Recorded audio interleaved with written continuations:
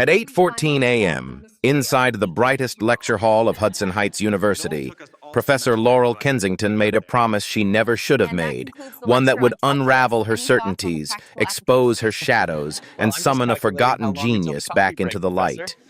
She tapped a stick of chalk against the board, once, twice, each click sharp enough to cut through whispers.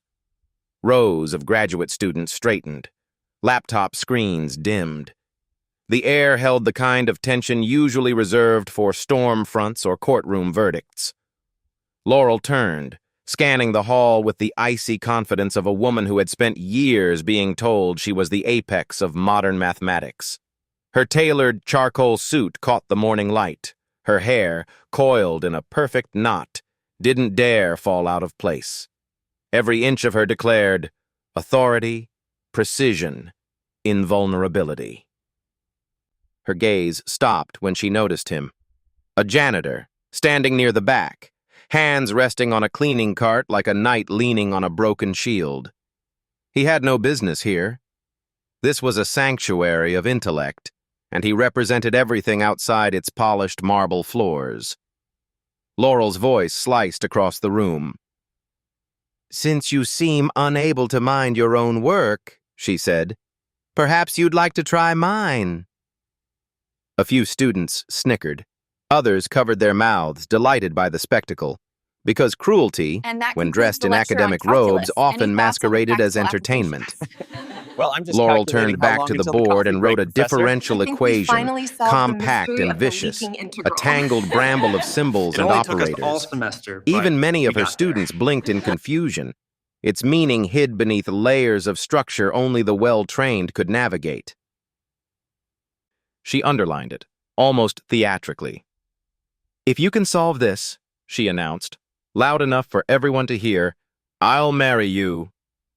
Laughter erupted like shattering glass. The joke traveled instantly, cruel, shining, unforgettable.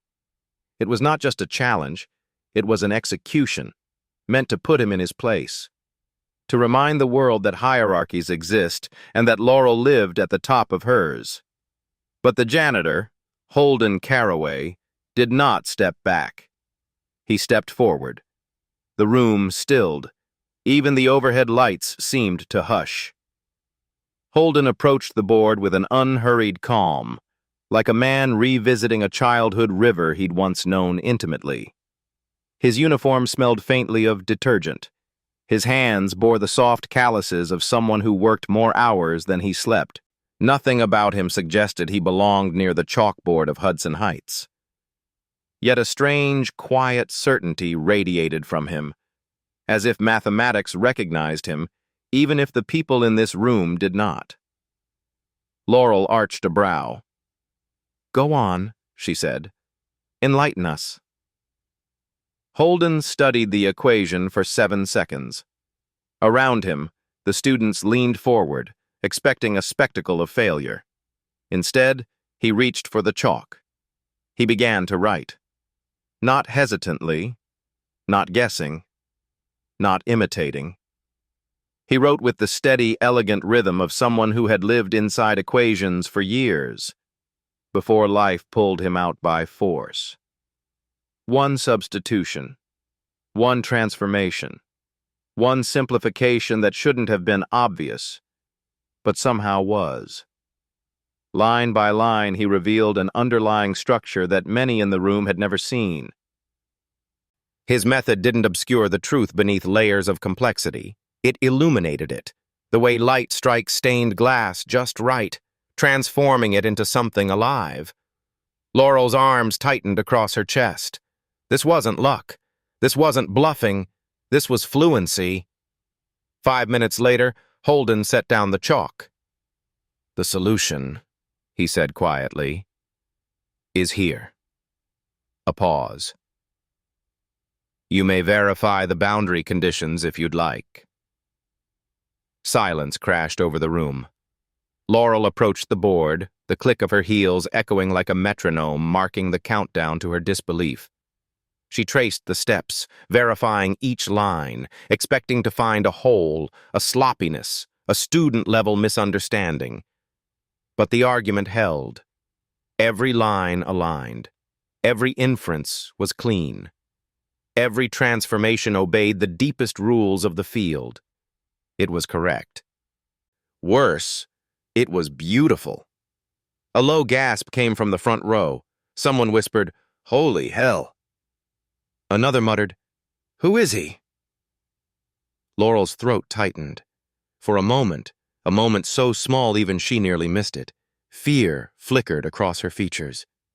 Not fear of him. Fear of what he represented, the collapse of certainty, the shattering of hierarchy. The possibility that genius might exist outside the walls built to contain it. Then the room broke.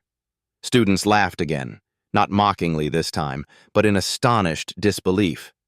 A voice called out, "Guess you're getting married, Professor." Another shouted, "Say I do!" Cameras rose. Phones clicked. The moment took flight. Laurel's face flushed with a heat she hadn't felt in years. She turned, spine stiffening into steel. "One correct solution does not make a mathematician," she said coldly.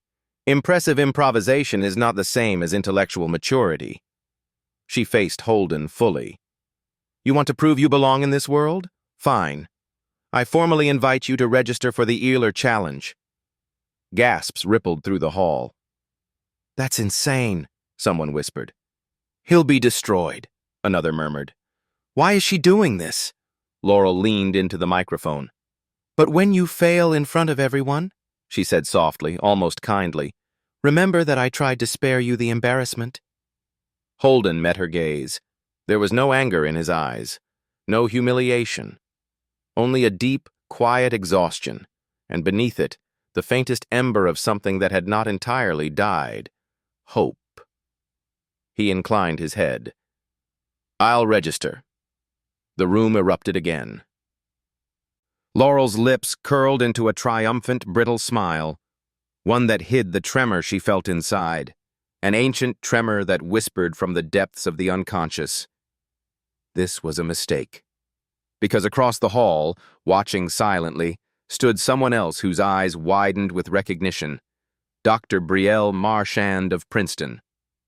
She had seen this style of thinking before, years ago, in another university, attached to a name she had never expected to hear again. Carroway. Holden Carroway? The past stirred. The chalk on the board glowed faintly as if marking the fault line that had just cracked open beneath both their lives. The challenge had been made, and the world, at least the small universe of Hudson Heights, would never be the same again. By the time the laughter and whispers of the lecture hall had dissolved into distant echoes, Holden was already back in the service corridor, the world of marble and glass closing behind him like a door he had no business walking through. The smell changed first. Out there, the air carried the faint perfume of expensive cologne, hot coffee, and newly printed syllabi. In here, it smelled of detergent, damp concrete, and things that quietly kept other things alive. Pipes, wires, boilers, unseen circulation. He preferred this air. It was honest. Holden pushed his cart down the narrow hallway, the front wheels squeaking in a rhythm that had become as familiar as a heartbeat. Each turn, each scuffed corner, each patch of peeling paint was part of a map he knew by feel. He could walk these halls blind and still find every door. "Carroway!" a voice called. He turned. Gustavo, the supply supervisor, stood half inside a storage room, holding a clipboard and a roll of trash bags. "You're back early," Gustavo said, squinting. "Lecture get canceled?" Holden forced a small smile. "Something like that." Gustavo frowned. "You look like someone just told you the building was on fire and then laughed about it." "Just a long morning," Holden said. "Long morning is still better than no morning," Gustavo replied. "Paycheck comes either way." He tossed Holden a new pair of gloves and disappeared into the dim shelves. Holden caught them automatically, the movement smooth but distant, like his body was acting on muscle memory while his mind lagged 3 steps behind. If you can solve this, I'll marry you. The words looped in his head like a line of code caught in recursion. He hadn't meant to accept. He hadn't meant to step forward at all. But the equation had been there, like a door thrown open in a house he thought he'd left forever. And Holden had always struggled to walk past open doors without at least looking inside. He checked the time. 40 minutes until his shift ended. 2 hours until Hazel came home from school. Somewhere between those points, he needed to make a decision. Treat the Euler challenge as a cruel joke and walk away, or something else, something dangerous, something that hurt to even name. Hope. The subway ride back to the Bronx was crowded and noisy, a swarm of bodies and advertisements and overlapping lives. Holden stood near the door, holding on to the pole with one hand and the strap of his backpack with the other, as if it contained something fragile. It did. Hazel's medical file.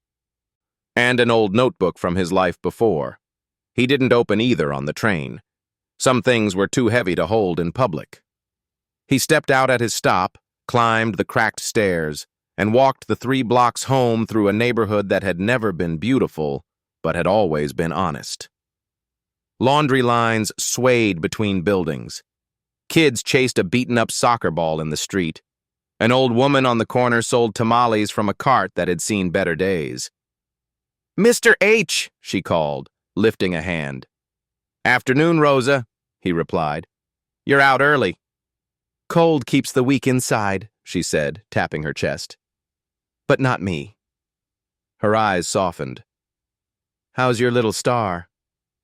"Shining," Holden said, and meant it. "I'll bring her by this weekend." "You better," Rosa replied. "I like her more than you."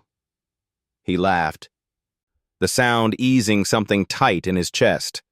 The apartment was on the 3rd floor of a building that had learned to creak in all the right places. The lock stuck unless you turned it just so. The heater rattled like a distant drum when it woke up. Holden pushed the door open with his shoulder and exhaled slowly as the familiar thin warmth wrapped around him. He dropped his backpack on the small kitchen table. Papers shifted inside with a soft, accusing rustle. On the counter, beneath a magnet shaped like a cartoon heart, a note from the school sat folded. Hazel had drawn a small stick figure beside it. Big hair, long legs, a tiny girl holding a balloon. Above it, in uneven letters, she had written, "For Daddy." Holden's throat tightened. He unfolded the note, a reminder about a field trip fee he couldn't afford, and a suggestion to check the online portal for financial aid options. He placed it carefully on the pile of medical bills, as if they were all part of the same story. In a way they were. Only after he had filled the kettle, checked the drafty window, and picked up the scarf Hazel had left on the armchair did he sit down. He slid the old notebook out of his backpack. The cover was worn, the cardboard edges softened by years of being pulled from shelves, shoved into bags, clutched by tired hands.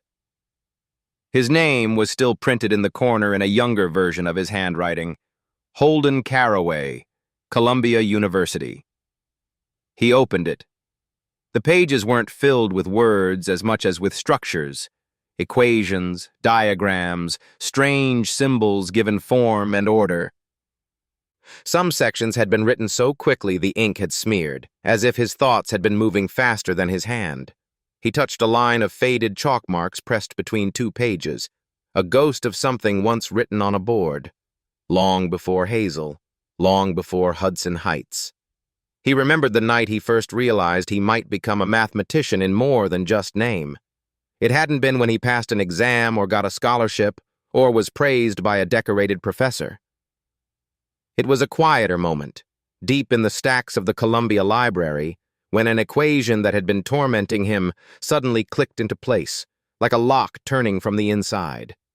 He'd stared at the page, chest tight, realizing that for one blinding second he'd glimpsed something enormous and ancient and impersonal, and he'd understood it. Mathematics had never felt like a career to him. It felt like an alignment with something that would continue existing whether anyone believed in him or not. Then Hazel was born, and the universe narrowed. He remembered their first hospital room better than any lecture hall. The antiseptic smell, the beeping monitors, the urgent soft tone of Dr. Nina Parkhurst as she explained the ventricular septal defect. "She will need surgery," Nina had said gently. "Probably multiple surgeries as she grows." The numbers had landed like physical blows. $280,000. Insurance coverage, partial at best. A staircase of costs that rose faster than any salary could chase. He had tried to keep his research. He had tried to keep the seminar talks. The late nights of working through problems with students who still believed the worst thing that could happen was failing a qualifying exam. But Hazel's breathing didn't care about qualifying exams. When his wife, Sydney, left, leaving only a note that read, "I can't do this, I'm not strong enough," Holden stood at the window of their tiny Queens apartment for a whole night, Hazel asleep in his arms, and watched the city lights shake as if the world itself were breathing too hard. The next morning, he made the decision. He withdrew from the program. He applied for every job with decent health insurance. Hudson Heights called back. The janitor position wasn't glamorous, but the coverage was good, stable, reliable, exactly the opposite of everything his academic life had been. He told himself it would be temporary.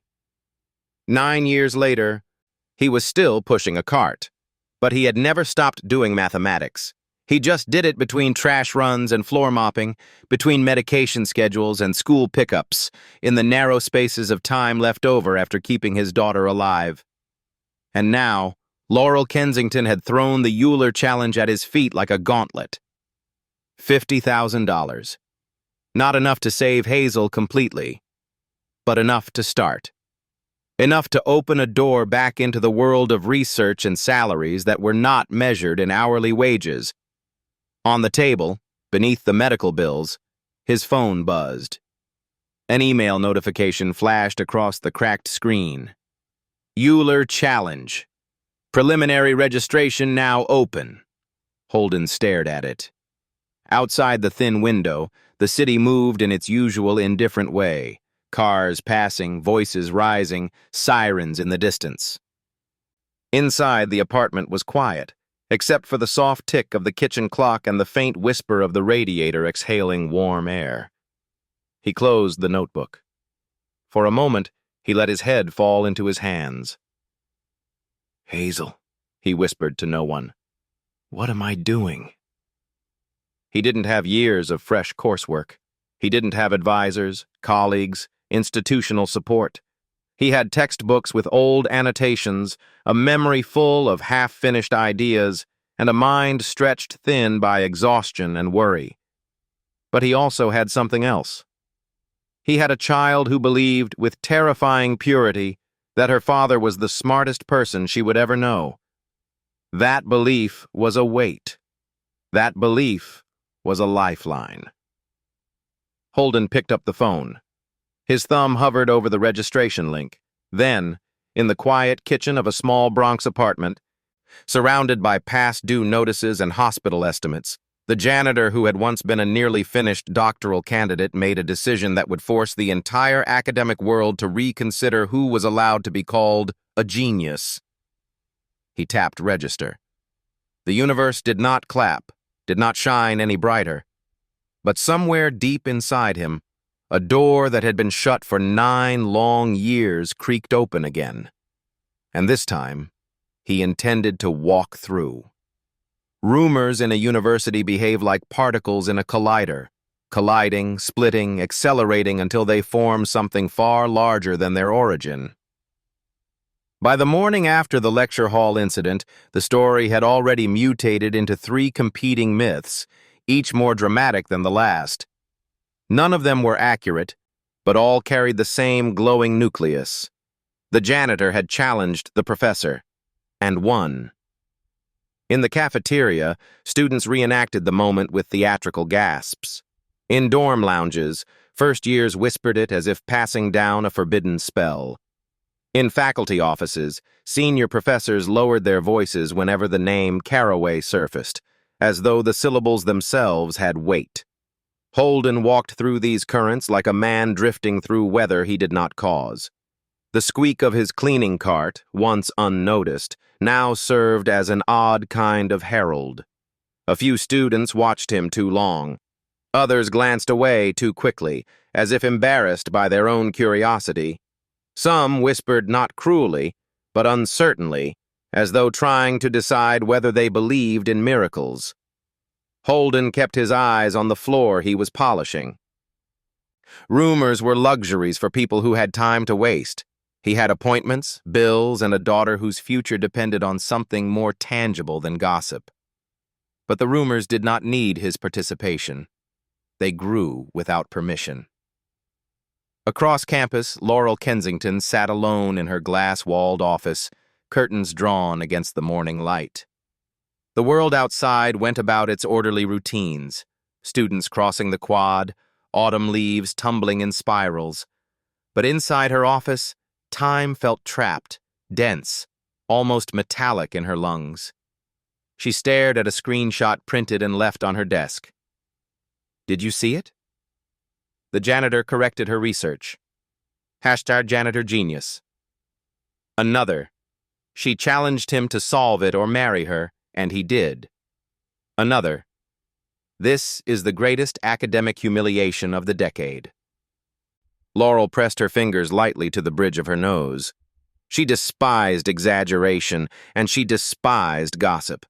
But she could not despise the part that echoed the truth. Holden had solved the problem, not with hesitancy, not with shortcuts, not with the nervous mimicry of a bright undergraduate reaching beyond his depth. He had solved it with a fluency she had recognized instantly, a fluency she associated with a different life, a life before titles, before prestige taught her how to fear anything that threatened her place. She hated that she recognized him in that moment. She hated even more that she admired him. Her assistant knocked lightly and poked in their head. "Professor, the board wants to confirm that you'll still preside over the Euler preliminary today." "Yes," Laurel said too quickly. "Of course. And, would you like additional security?" the assistant asked. "Considering, well, the attention?" Laurel's eyes flashed. "What do you imagine he will do? Attack me with an eraser?" The assistant mumbled an apology and slipped out. Laurel turned back to the window, though the curtains blocked everything but faint, shifting light. She clenched her jaw. She would not be shaken by an anomaly. She had spent her entire life mastering the architecture of control. She would not let a single disruptive presence fracture her composure. Yet a single question hovered in the back of her mind like a shadow that did not obey the laws of light. What if he truly is what they say he is? Holden, meanwhile, slipped into the one place at Hudson Heights where he felt invisible in a way that comforted him. The small maintenance closet off the third-floor hallway. The room smelled of metal, detergent, and old books. On the top shelf, behind cleaning supplies, lay the hidden corner of his double life. Textbooks with cracked spines, pages scribbled with marginal notes, small universes of ideas he once lived inside. He took down one book, the touch of it familiar as the grain of an old wooden railing. The symbols offered calm. They never lied. They never mocked. They never dismissed. They either yielded or they resisted, and both outcomes were honest. But when his phone buzzed, reality intruded. A notification. Euler Challenge Preliminary Round. Today, 4:00 p.m. Kensington Auditorium. Holden closed the book and let his hand rest on its cover. He had registered. He had made the choice. There was no undoing the step forward. The preliminary round would not be gentle.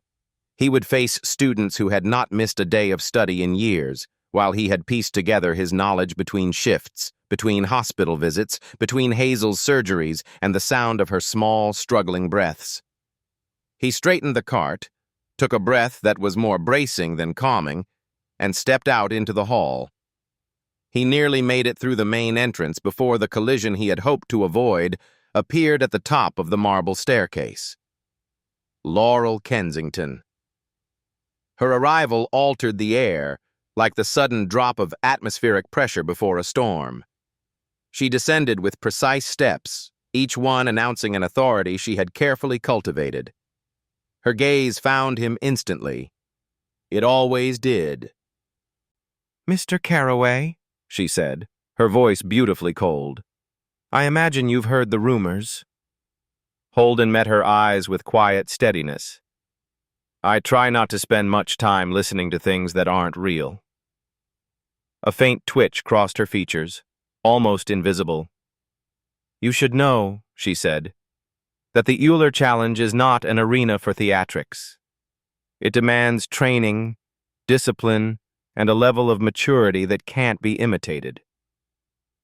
"If I believed I couldn't handle it," Holden said, "I wouldn't have registered." "Confidence," she murmured, "is not the same as preparation." "No," Holden said gently. "But desperation has a way of catching up." Laurel's breath hitched so subtly no one else would have noticed. She opened her mouth, closed it, then composed herself again. "I will not lower the standards for you, Mr. Carroway."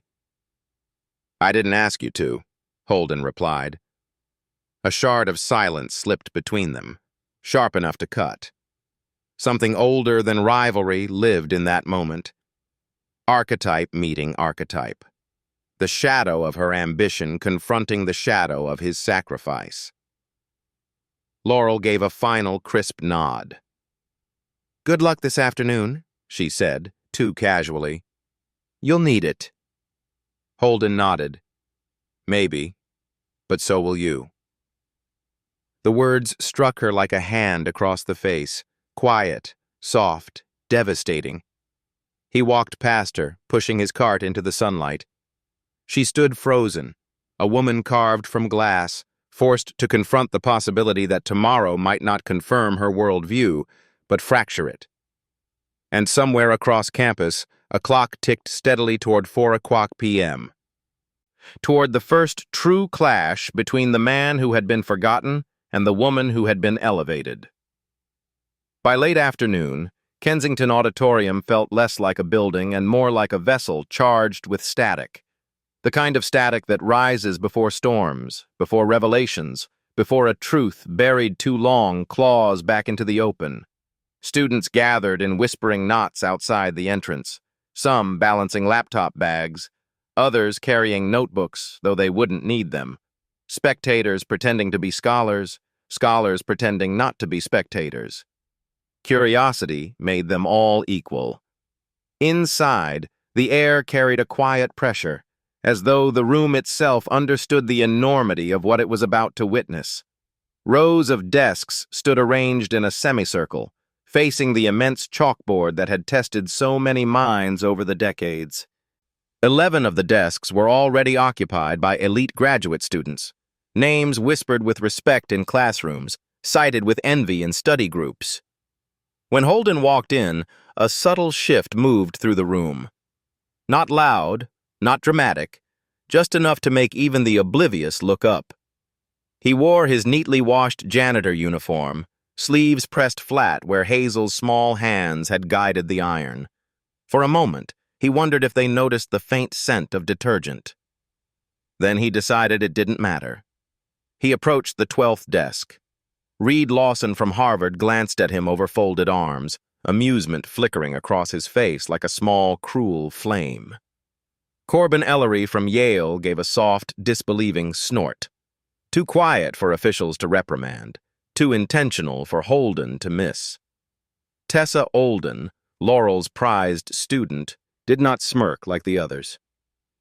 She simply watched him with eyes sharp enough to cut cloth, as though calculating a variable whose value unsettled her. Holden sat. He did not fidget. He did not shrink. He did not pretend to belong. He simply settled into the seat the way some people settle into a truth they've avoided for years. At 3:58, the auditorium doors opened again, and Laurel Kensington entered like a verdict being delivered. Her heels struck the floor in perfect rhythm, each step a declaration. A tailored suit framed her silhouette, and the tight, composed expression on her face suggested both mastery and menace.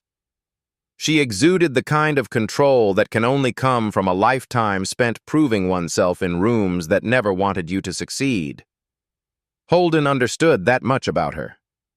He just didn't understand why that mastery had turned into something sharp whenever she looked at him. She took her place behind the podium. "Welcome," she said, voice smooth enough to hide steel. "The preliminary round of the Owler Challenge will now begin." All motion ceased. All whispers died. Even the lights seemed to steady. "The purpose of this round," she continued, "is straightforward. To determine whether each contestant possesses the baseline mathematical maturity essential for advanced analysis." The word baseline carried a soft blade. People heard it. Holden heard it. The entire auditorium heard it. Volunteers began handing out sealed envelopes. When one was placed on Holden's desk, he felt the tiniest tremor run through his fingers. Not fear, not excitement, but something older, something like memory. He rested his hand on the envelope. Slow breath, slow heartbeat. Across the room, Laurel watched him, and for a fraction of a second her expression shifted. Conflict, curiosity, maybe the echo of something like recognition. Then it vanished. "You may begin," she said. Holden opened the envelope. The first problem stared up at him. A maximization under a nonlinear constraint. The kind that sent undergraduates spiraling and made graduate students sweat. The kind that required not only technique, but a way of seeing. Holden leaned back, letting the geometry form in his mind. Curves intertwining, peaks and boundaries shifting like landscapes under moonlight.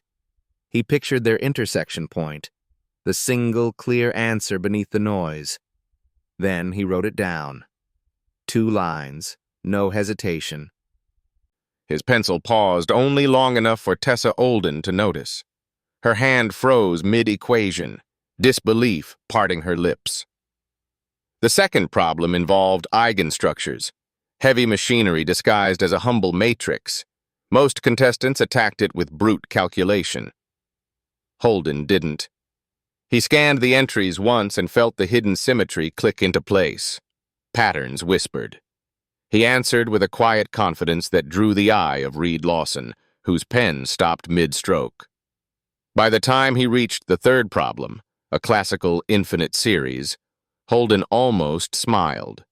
He had solved this in a public library years ago while Hazel slept in his lap.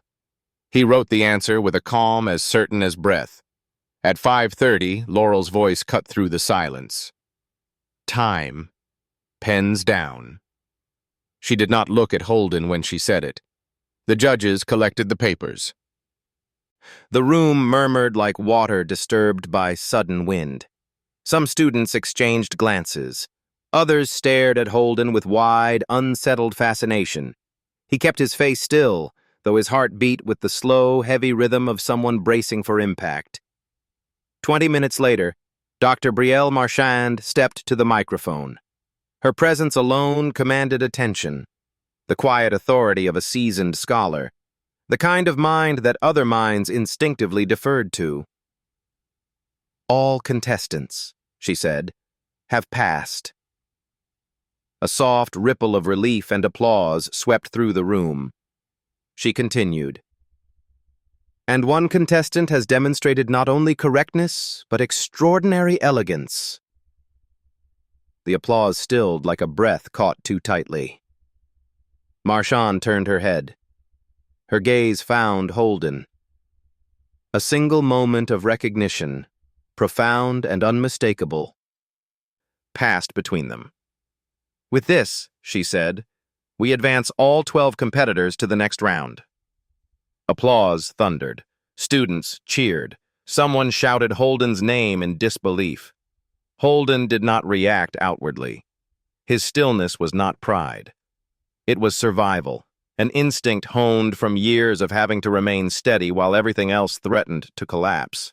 But inside, a door long sealed creaked open. He had crossed the threshold. Not into acceptance, not into victory, into possibility. Laurel did not clap. She stared at the chalkboard as though the universe had just whispered a secret she wished she had not heard.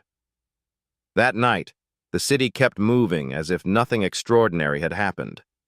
Taxi lights streamed like molten gold down wet streets.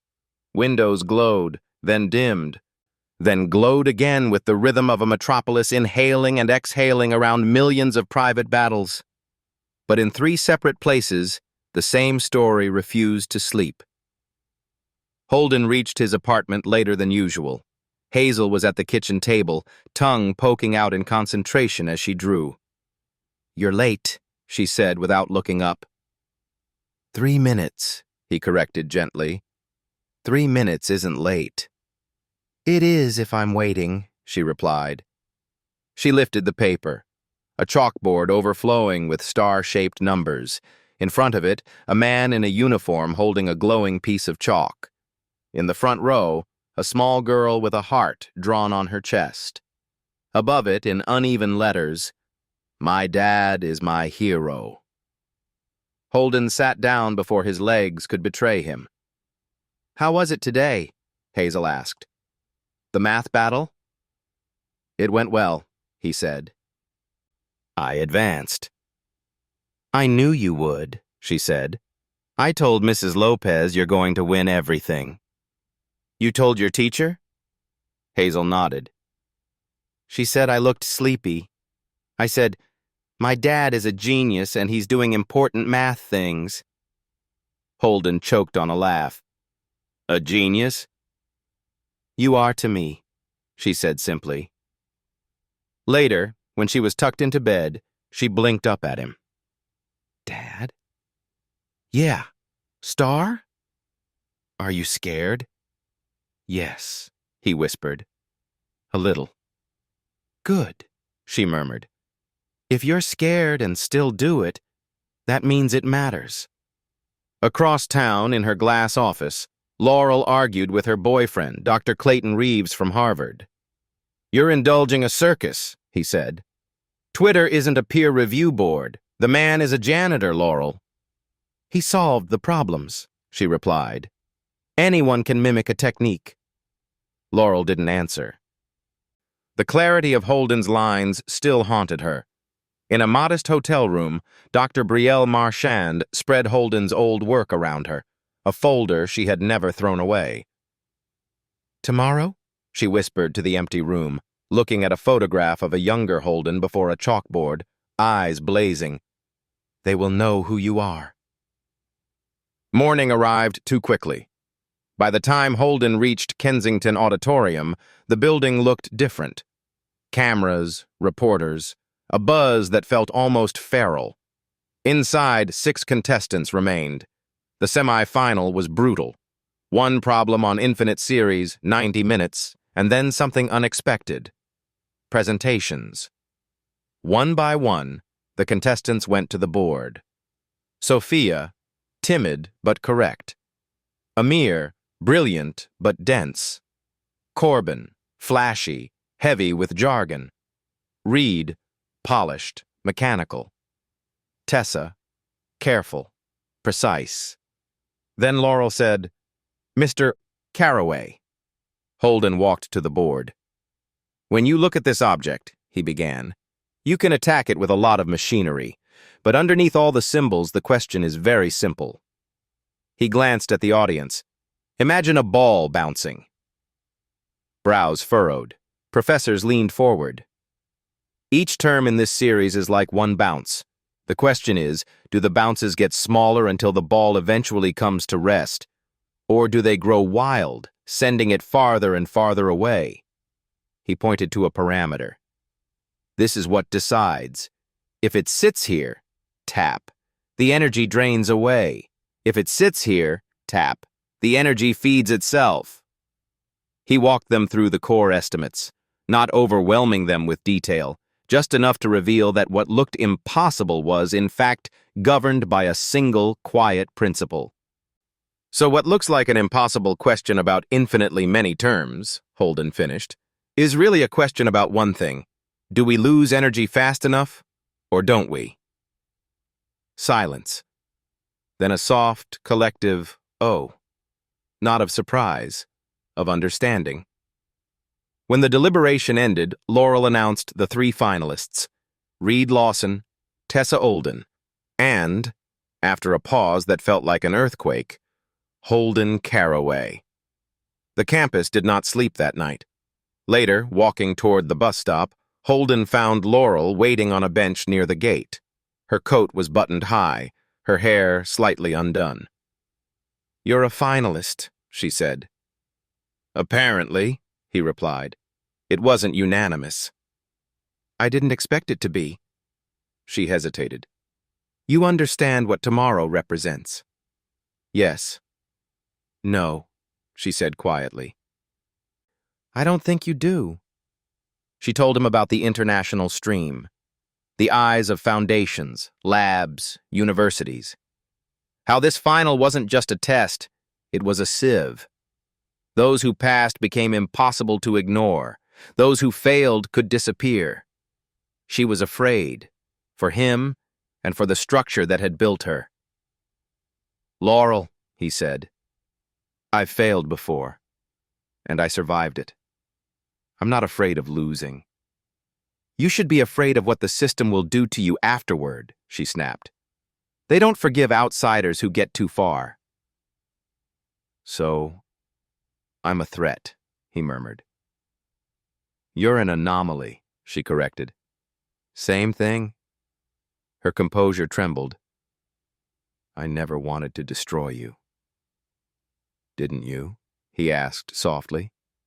She shook her head. "I wanted to protect what I believed in. And I didn't realize what that cost until I saw your daughter in the audience today. She kept cheering for you quietly, not loudly, the way little girls do when they're trying not to bother anyone."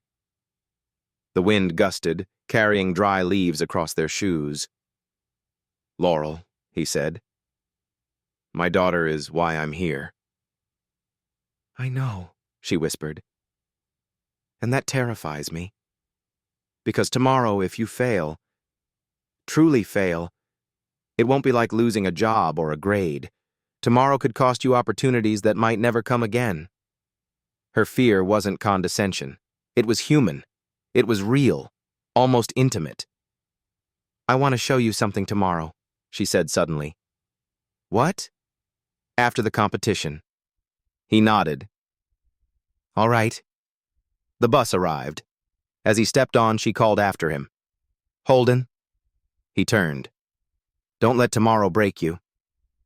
"Tomorrow won't break me," he said. The doors closed. She remained on the bench, watching the tail lights vanish into the dark, wondering for the first time in her life whether she had been standing on the wrong side of a line she never knew existed. The morning of the final arrived without mercy. It was the kind of morning that felt carved from glass, cold, brittle, breathtaking in a way that warned something was about to break. Students formed a human river outside Kensington Auditorium. Reporters lined the steps. Drones hovered discreetly. The Global Stream's logo flickered on giant screens across campus. Inside, Reed sat tall, jaw locked. Tessa stared at her desk, lips moving in a silent rhythm. Holden took his seat, uniform pressed, hands steady. In the front row, Hazel sat between Dr. Parkhurst and Rosa, feet not quite touching the floor, eyes enormous. Then Laurel entered. She wore black, not as armor, but as honesty. Her hair was unbound. She stood at the podium. "Welcome," she said. Her voice was different, no longer marble, but human. "As of this morning, the Euler Challenge has reached its final round. Each finalist will receive one problem, open form, research level. There is no single path to the answer, only understanding. She paused. And today, understanding must win. The envelopes were placed before them. You may begin. Holden opened his. The problem was not merely difficult. It was the kind of problem that did not care about competitions, titles, or medals, a research-level creature with its own ecosystem of complexity. He read it once. It read him back. Reed attacked it with trained aggression. Tessa advanced carefully, building a cathedral of lemmas and bounds. Holden didn't write. He closed his eyes. He thought of the Columbia Library, of Hazel's first surgery, of mopping floors while proofs unfolded in his head, of years spent watching other people walk into rooms he had once believed were his. He thought of Sydney's note, of the night he stood alone at the window holding a child who might not live, of pushing the cleaning cart past closed office doors, hearing laughter on the other side. He breathed, and the problem opened, not like a door, but like a wound, revealing a structure so delicate it demanded tenderness to approach. He picked up his pencil. His solution didn't look like Reed's engine of formulas or Tessa's crystalline lattice. It looked like motion, like something alive, relaxing under a hand that understood where not to press. He followed a thread, not forcing it, not yanking it, just respecting where it led. When Laurel finally called, "Time," Holden's last line settled on the page like the final note of a long-held chord. The judges deliberated. The campus held its breath. Hazel gripped the edge of her seat until her fingers hurt. Laurel returned to the podium, a stack of cards in her hand. The judges have reached a decision. A silence descended so complete it felt physical. In third place, Tessa Olden. Applause, genuine, respectful. Tessa exhaled, face pale but proud. In second place, Laurel hesitated. Reed Lawson. Gasps. Reed's face cracked, pride, humiliation, disbelief colliding too fast. Only one name remained. Laurel's fingers trembled. First place. She looked up, eyes shining with something raw and unhidden. Holden Caraway. The room erupted. Cheers, shouts, cameras. The sound crashed over him like a wave. Hazel screamed, then sobbed, then ran. Holden barely saw Laurel step forward with the medal. He only saw his daughter, blurring past rows of knees, before he dropped to his knees and caught her. "You did it!" she cried into his shoulder. "Daddy, you really did it!" He held her, eyes closed, chin pressed to her hair, the medal dangling between them like proof the universe could occasionally be kind. When he stood, Laurel was in front of him. Up close, her composure looked less like perfection, and more like something fractured and reassembled in real time. Her voice was low enough only he could hear. "I was wrong," she whispered. "About genius. About you. About everything." Holden met her eyes. "No," he said. "We were both trapped in systems built long before us." A single tear broke free and slid down her cheek before she could stop it. She placed the medal around his neck. It lay heavy against his uniform, absurd and perfect. Dr. Brielle Marchand approached, her expression radiant. "Your work today," she said, "doesn't belong just to this competition. It belongs to the field, to the future. If you're willing, there is a place for you, a research appointment, a fellowship, with us." Holden stared at her, stunned. "I don't know where to begin," he admitted. "With breathing," she said gently. "Then with writing. The rest, we'll figure out together." Behind them, Reed stood rigid, wrestling with a narrative that had just slipped out of his control. Tessa watched Holden with something like relief, because deep down, beneath competitive pride, she loved the truth more. Laurel took the microphone one last time. "In light of today's events," she said, voice steady but soft, "Hudson Heights will be reviewing its policies regarding staff education, internal scholarships, and access to advanced coursework. Our university has benefited from minds we never bothered to see. That ends now." It was not a speech she had planned. It was better. After the ceremony, when the crowd finally began to thin, Laurel found Holden near the side exit, Hazel wrapped around his neck like an extra heartbeat. "There's still something I want to show you," she said. Hazel yawned, clinging tighter. "Maybe another day," Holden said kindly. "Today she needs home. So do I." Laurel nodded. For once, she didn't argue. She didn't insist. She simply accepted. "Mr. Carraway," she said, "congratulations." "Thank you," he replied. "Call me Laurel," she added quietly. He smiled. "Only if you call me Holden." "Deal," she said.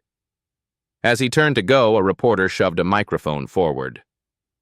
"Mr. Carraway," they called out, "what will you do now?" Holden looked down at Hazel. She blinked up at him, eyes glowing with unshakable faith. He thought of the years he had believed it was over, of the nights he had worked through problems on scraps of paper in a supply closet, of Rosa's tamales, of Dr. Parkhurst's patient voice explaining yet another surgery, of Brielle's old email. "The field needs minds like yours." And he realized, slowly, humbly, that today wasn't the start of something new. It was the continuation of something he had never really left. "I'm going to live the life I thought I'd lost," Holden said. Not loudly, not grandly, just truthfully. Hazel squeezed his hand. "And you're taking me with you," she declared. "Always," he said. Father and daughter stepped out into the cold, bright afternoon, carrying a medal, a stack of possibilities, and the quiet knowledge that sometimes the world's gates don't open from the outside. Sometimes, if you endure long enough, love hard enough, and refuse to let your gift die in the dark, the world is forced to turn around and open them from within.